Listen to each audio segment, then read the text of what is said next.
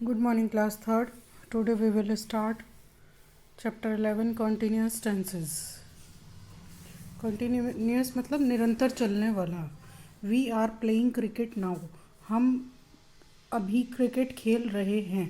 I am writing a story. मैं एक story लिख रही हूँ. Mary is knitting a sweater. Mary एक स्वेटर बुन रही है. जो कंटिन्यूस टेंसेस होते हैं उसमें प्रेजेंट कंटिन्यूस टेंस में लास्ट में रहा है, रही है, रहे हैं आता है. पास्ट टेंस में रहा था, रही थी, रहे थे, और फ्यूचर में रहा होगा, रही होगी या रहे होंगे. The highlighted verbs tell us about actions that are going on. जो ये highlighted verbs हैं ये हमको ये बता रहे हैं कि एक्शन अभी भी हो रहा है. These sentences are said to be in present continuous tense. और ये जो sentences हैं ये present continuous tense में हैं. present मतलब जो अभी वर्तमान में चल रहा है. इसके बाद है We were sleeping when he came home. हम सो रहे थे जब वो घर आया. I was reading a book yesterday afternoon. मैं कल दोपहर को एक बुक पढ़ रही थी. सोना was waiting for me when I came out of the airport. मैं जब एयरपोर्ट से बाहर आया सोना मेरा वेट कर रही थी. जो भी तीनों सेंटेंसेस थे मैंने हिंदी में ट्रांसलेट करके आपको बताया. उनमें लास्ट में रहा था, रही थी, रहे थे आ रहा है. These highlighted verbs tell us about actions happening at some time in the past. ये जो highlighted words हैं वो ये बता रहे हैं कि जो भी एक्शन हुआ है वो पास्ट में किसी समय हुआ था.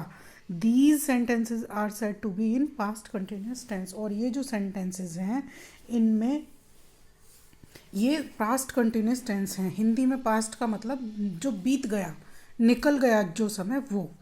Read this sentences. I will be performing on stage tonight. मैं आज रात को स्टेज पर परफॉर्म करूँगी. They will be staying with us for a week. वे हमारे साथ एक हफ्ते के लिए रहेंगे.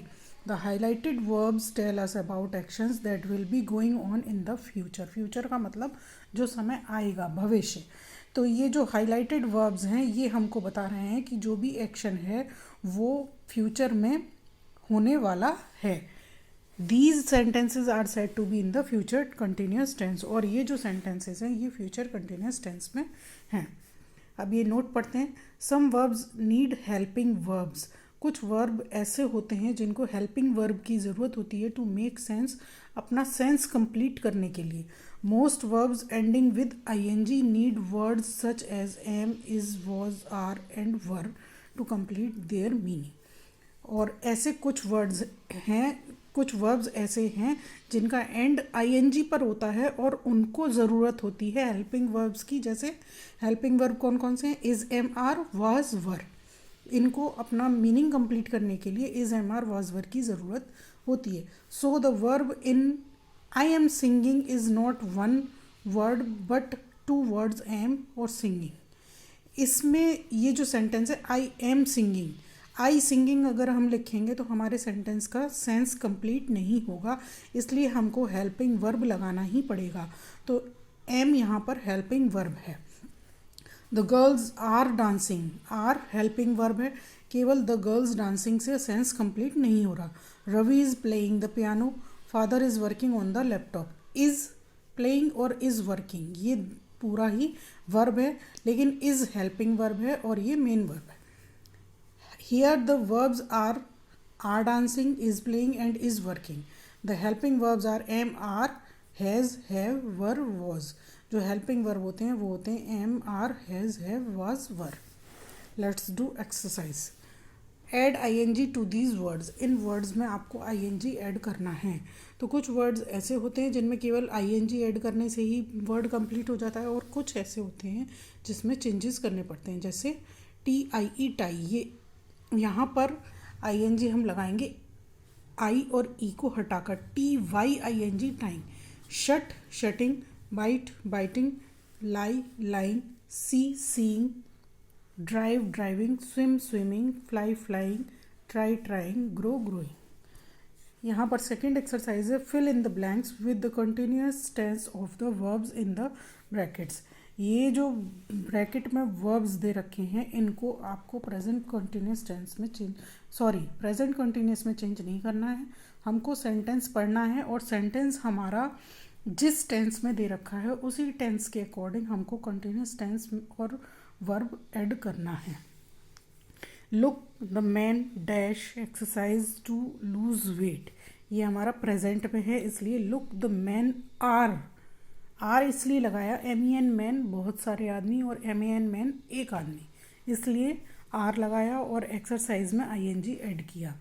The birds are looking for food now, yesterday we were trying to play golf, were इसलिए लगाया क्योंकि यहाँ पर येस्टरडे लिखा हुआ है, मीन्स समय निकल चुका है। यहाँ पर we will be washing our clothes tomorrow मतलब आने वाला कल, यानी सेंटेंस हमारा फ्यूचर टेंस में हो गया, इसलिए विल बी लगाया। They will be going to Africa next week means समय आगे आएगा, अगले हफ्ते, आने वाले हफ्ते में। Father will be driving to Ooty very soon जल्दी ही, मतलब ना वो सेंटेंस प्रेजेंट में है ना वो पास्ट में है, वेरी सून यानी वो समय भी आगे जब आएगा तब। All the animals were resting in their enclosures when we went to the zoo last Monday मतलब जो मंडे निकल चुका उस मंडे को, इसलिए यहाँ पर वर लगाया।